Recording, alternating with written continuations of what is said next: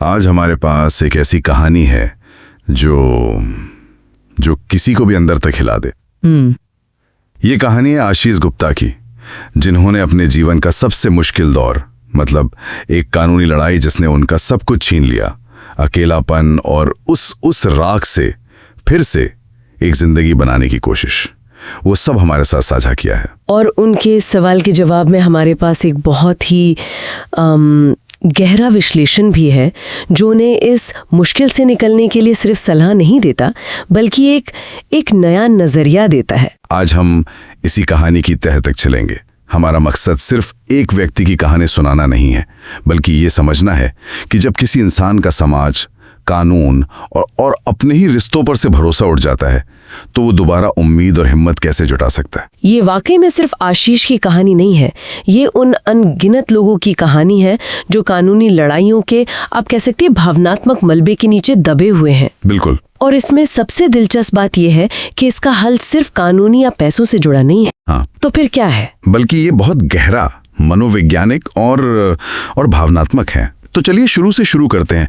आशीष बताते हैं कि वो 2004 से, मतलब काफी समय से अकेले रह रहे हैं। 2008 में उनकी शादी हुई, लेकिन ये रिश्ता ज्यादा नहीं चला। 2014 में उनकी पत्नी ने उन्हें छोड़ दिया, और बात सिर्फ यही खत्म नहीं हुई। नहीं, यहीं से उनकी असली मुश्किलें शुरू हुई।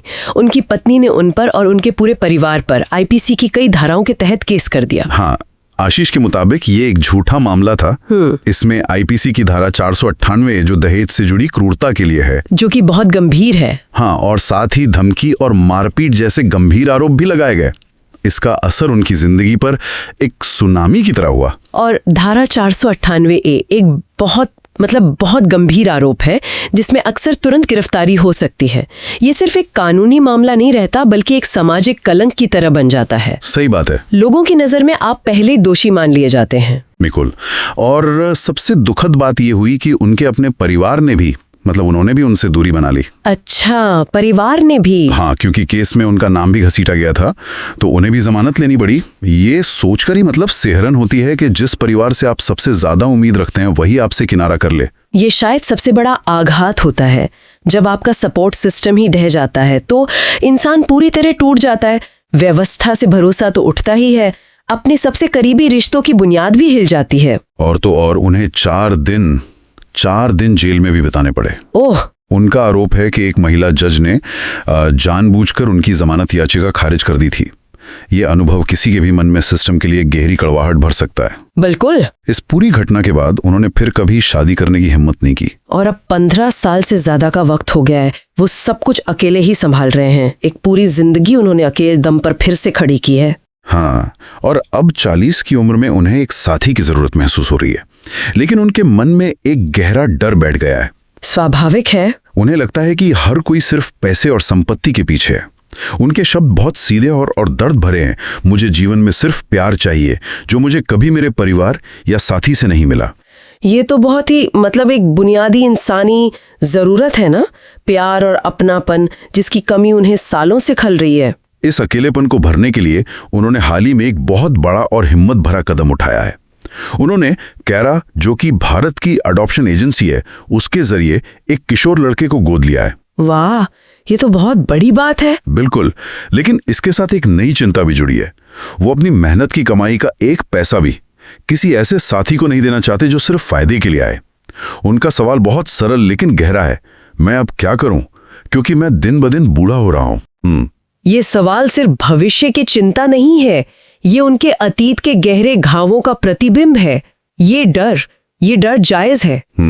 अब यहाँ पर जो जवाब उन्हें मिला, उसने मेरे सोचने का तरीका ही बदल दिया।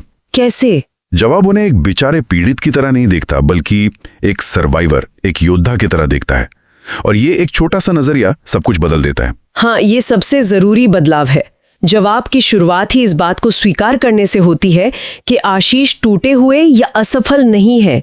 उन्होंने वो सब कुछ झेला है जो किसी भी इंसान को तोड़कर रख सकता है, लेकिन वो टूटे नहीं, वो खड़े रहे।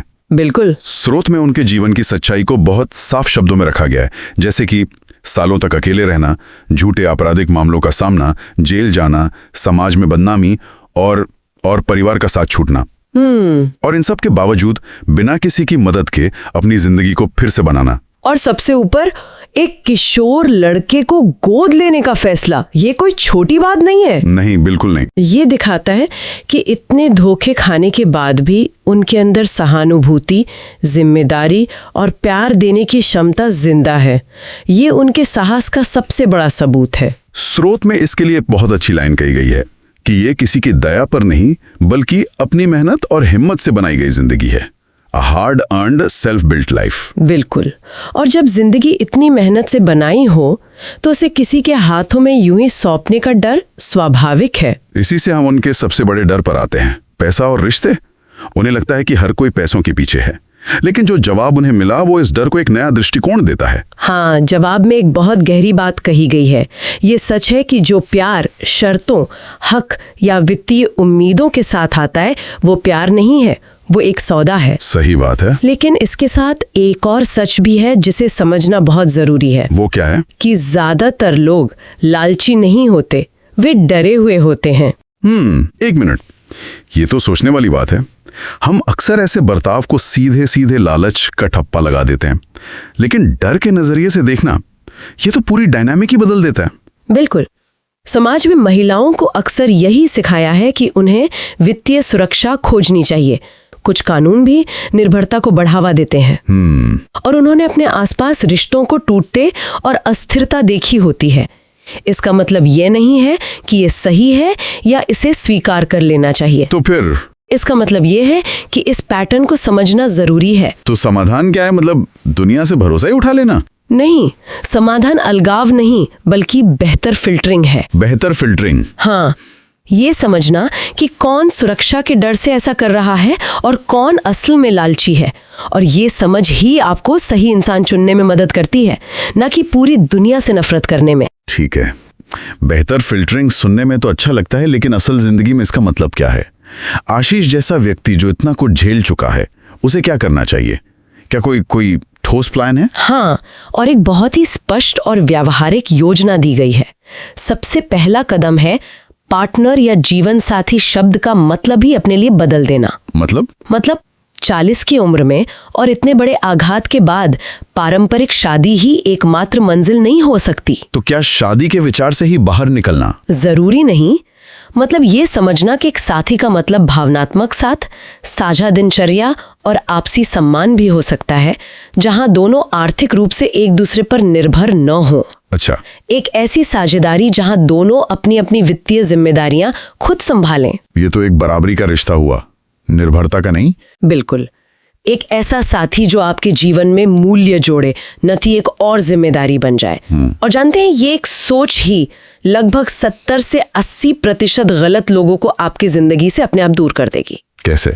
जो लोग सिर्फ वित्तीय सुरक्षा की तलाश में हैं, वे इस परिभाषा में फिट ही नहीं होंगे। लेकिन ये बात किसी से कही कैसे जाए? ये एक बहुत ही संवेदनशील विषय है। अगर कोई रिश्ते की शुरुआत में ही ऐसी बात करे तो सामने वाले को लग सकता है कि ये व्यक्ति कितना शक्की और अविश्वासी है। ये एक बहुत बड़ा डर है और जायज भी है, इसीलिए इसे कहने का तरीका बहुत मायने रखता है। तो कैसे कहा जाए? सुझाव ये है कि शुरुआत में ही पूरी ईमानदारी से, लेकिन बिना ज्यादा भावुक हुए या अपने पुराने घाव दिखाए, अपनी बात रखी जाए। जैसे आप कह सकते हैं, मैं भावनात्मक साझेदारी में विश्वास करता हूँ, वित्तीय निर्भरता में नहीं। ओके। मैं अपनी जिम्मेदारियां स्वतंत्र रूप से संभालता हूँ और अपने साथी से भी यही उम्मीद करता हूँ। ये तो एक तरह का लिटमस टेस्ट हो गया। इससे सामने वाले की असलियत पता चल जाएगी। हाँ, जो महिला इस पर गुस्सा, दबाव या आपको अपराधी महसूस कराए, वो अपना असली रंग शुरू में ही दिखा देगी। और जो सही व्यक्ति होगा, जो सच में एक साथी की तलाश में है, वो शायद कहेगा, ये बिल्कुल उचित है, मुझे भी एक बराबर का रिश्ता ही चाहिए, चलिए साथ मिलकर आगे बढ़ते हैं। और कानूनी सुरक्षा का क्या? ये तो आशीष के लिए सबसे जरूरी होगा, क्योंकि वो एक बार इस आग से गुजर चुके हैं। बिल्कुल, और इस पर कोई समझौता न करने की सलाह दी गई है। ये उनके लिए नॉन नेगोशिएबल, यानी ऐसी शर्त होनी चाहिए जिस पर कोई बहस ना हो। अगर कभी शादी का विचार आता भी है तो कुछ कदम उठाने बहुत जरूरी हैं। जैसे कि प्रीनप्शियल एग्रीमेंट। पर क्या भारत में ये कानूनी तौर पर मान्य है? मैंने सुना है कि कोर्ट इसे नहीं मानता। सही सवाल है।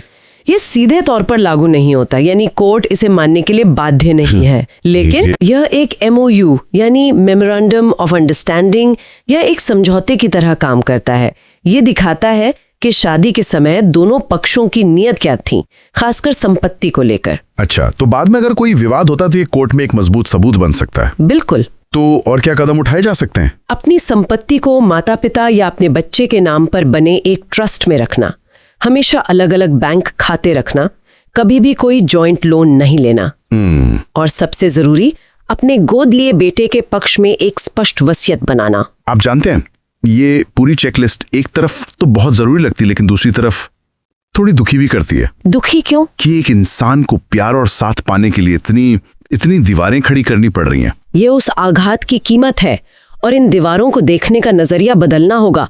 ये दीवारें दूसरों को बाहर रखने के लिए नहीं है, बल्कि खुद को अंदर सुरक्षित रखने के लिए है। तो ये अविश्वास नहीं है? नहीं, ये अविश्वास नहीं है। ये इतने दर्द के बाद कमाया हुआ आत्मसम्मान है। और इसी यात्रा में उनके गोद लिए बेटे की भूमिका बहुत खास है। स्रोत में उसे बोझ नहीं बल्कि एक विरासत बताया गया है। ये बात मेरे दिल को छू गई। हाँ, क्योंकि एक किशोर को गोद लेना जो पहले से ही अपनी पहचान और दुनिया को समझ रहा है, भावनात्मक रूप से बहुत साहसी काम है। सही बात है। ये रिश्ता उनके जीवन को एक मकसद देता है, एक निरंतरता देता है। ये उन्हें एक पहचान देता है। वो सिर्फ एक अकेले व्यक्ति नहीं है, वो एक पिता है। और ये उनके अकेलेपन का शायद सबसे बड़ा इलाज है। निश्चित रूप से। अगर वो भविष्य में कभी शादी नहीं भी करते हैं तो भी वे अब अकेले नहीं हैं। उनका एक परिवार है जिसे उन्होंने खुद बनाया है, और ये रिश्ता बिना किसी शर्त का है। इसी से हम आखिरी और सबसे शक्तिशाली विचार पर आते हैं, अकेलेपन की परिभाषा को ही बदल देना। हाँ, ये एक बहुत अहम सवाल उठाता है। अकेलापन किसी साथी की कमी से नहीं आता। तो फिर? ये समझे जाने की कमी, भावनात्मक सुरक्षा की कमी और सराहना की कमी से आता है। बहुत से लोग शादीशुदा होकर भी दुनिया में सबसे अकेले होते हैं। ये तो बिल्कुल सच है। तो इस अकेलेपन को भरने के और क्या तरीके हो सकते हैं? एक दो गहरी दोस्ती जहां आप बिना जज किए जाने के डर के अपनी बात कह सके, किसी मेंटर से रिश्ता जो आपको मार्गदर्शन दे सके, अपनी रुचि से जुड़े किसी ग्रुप या समुदाय का हिस्सा बनना, और एक व्यवस्थित दिनचर्या जो जीवन को एक ढांचा देती है। शादी इस समस्या का एक हल हो सकती है, लेकिन ये एकमात्र हल नहीं है। तो ये सब कुछ एक मूल प्रश्न पर आकर टिक जाता है। आशीष को खुद से असल में क्या पूछना चाहिए? उन्हें खुद से ये पूछने की सलाह दी गई है कि वे असल में क्या चाहते हैं। स्रोत में उनके सामने 3 विकल्प रखे गए हैं जो उन्हें स्पष्टता देंगे। वो 3 विकल्प क्या हैं? क्या उन्हें एक पत्नी चाहिए उस शब्द की परंपरागत परिभाषा के अनुसार? ओके। या उन्हें एक शांतिपूर्ण सम्मानजनक साथी चाहिए जहां भूमिकाएं और जिम्मेदारियां स्पष्ट और बराबर हों? और तीसरा, उन्हें सिर्फ भावनात्मक करीबी चाहिए, बिना किसी कानूनी शादी के बंधन के। हाँ, इस एक सवाल पर स्पष्टता, हाँ, ये तो सब कुछ बदल देगी। बिल्कुल, क्योंकि अगर उन्हें सिर्फ भावनात्मक करीबी चाहिए तो शादी का दबाव और उससे जुड़े डर अपने आप खत्म हो जाते हैं। अगर उन्हें एक बराबर का साथी चाहिए तो उनकी तलाश का तरीका ही बदल जाएगा।